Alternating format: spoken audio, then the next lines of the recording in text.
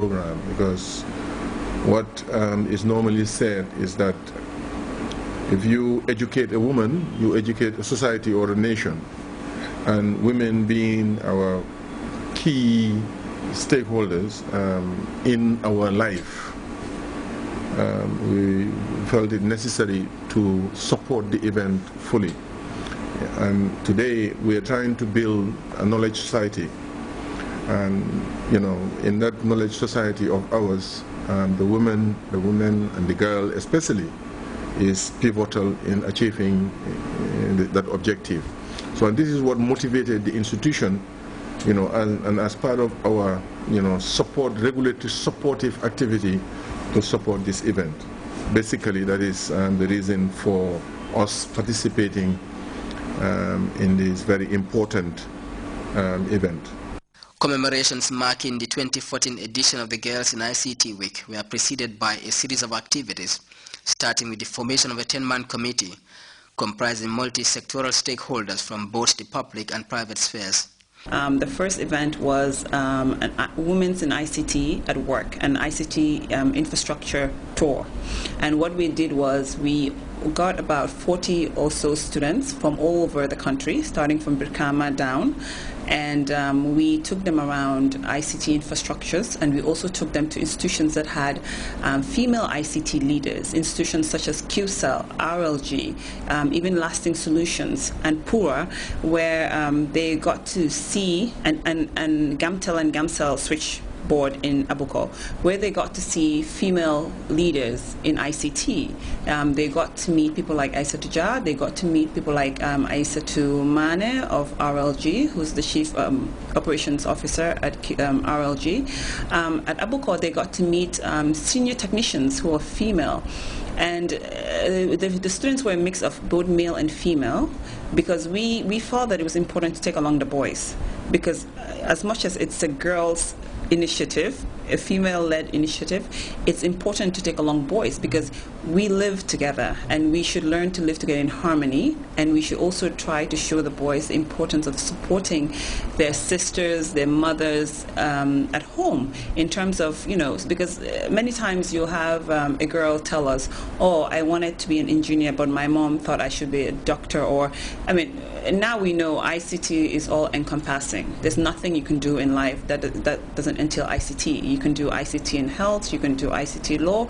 So, but just to take along the boys in terms of when that girl at home says to the mother, I want to be a technician, the boy can now say, oh yes, mom, you should let her be a technician, because I once went on this tour and I saw these very powerful women in these amazing offices, or on these amazing assembly lines, fixing computers or putting together phones, and by seeing these women at work, this will encourage the boy to further support the sister stand at home when she wants to be a technician or to be an engineer, that sort of thing.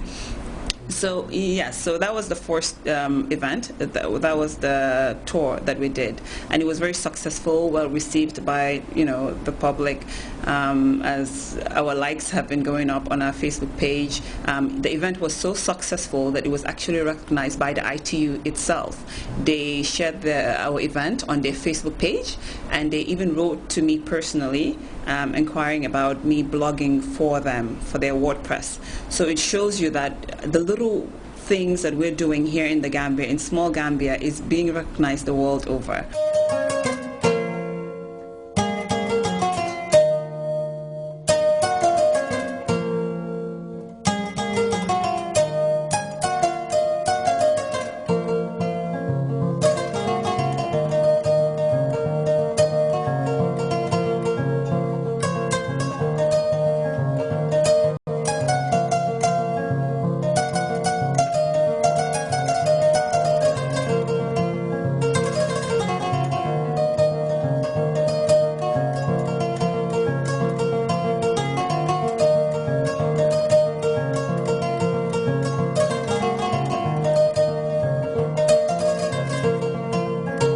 The run-up to the celebrations also saw a robust media campaign coupled with a logo design competition for girls aged 25 and below. The buzzword here is creativity. a lot of girls would say, oh, it's so difficult, I'm not a graphic designer, I'm not a professional. And I said, look, girls are always on social media, they're always on Viber, they're always, on all these exactly. So why don't you Google how to design a logo? Take that initiative. And there are tools out there that would give you 1 to 10, A to Z steps on how to design a logo. We're looking at creativity. It doesn't have to be the perfect logo, but for us, when we call you in to assess you, we want you to tell us, the thought process behind the logo, what your inspiration was, and the tools you used. So if you come up to us and say, oh, before this, I never thought I could design a logo, but I went online and I did my research, and this is the best for us, just that initiative alone would mean so much, and you never know, you can be the winner. So it's not about us looking for a already professional graphic designer. We're looking for initiative, and we want girls to start thinking of the viability of ICTs, just beyond the consumerism of it, but how to be the businesswoman making money from these resources. We have this Connect a School, Connect a Community project, which has provided centers at 3 senior secondary schools, one in Farafenye, one in Butamapa, and one in Basse, which is available to the communities, and to the communities also, and the child at school. Because if we look at it, statistics are showing that the intake of girls in school is now going above that of the boys. So if you provide those facilities at school, you are giving more opportunity to the girl child there. The probability is that you're giving more opportunity for them to make access of this and make good use of the opportunities ICT brings. We are not discriminating anyhow when it comes to access to ICTs and utilization of ICTs. And we also recently opened a Regional Communication Information Center at Masakonko, which also provides the same opportunity for everyone. So as I said earlier, gender streaming is of paramount importance, to our national ICT agenda. And this we will be steadfast on, and we will keep the momentum, because what we want is, as a vision of our ministry, is to make sure that everyone, everywhere in the country is connected to ICTs and they make good use of ICTs. So inclusive participation is our goal.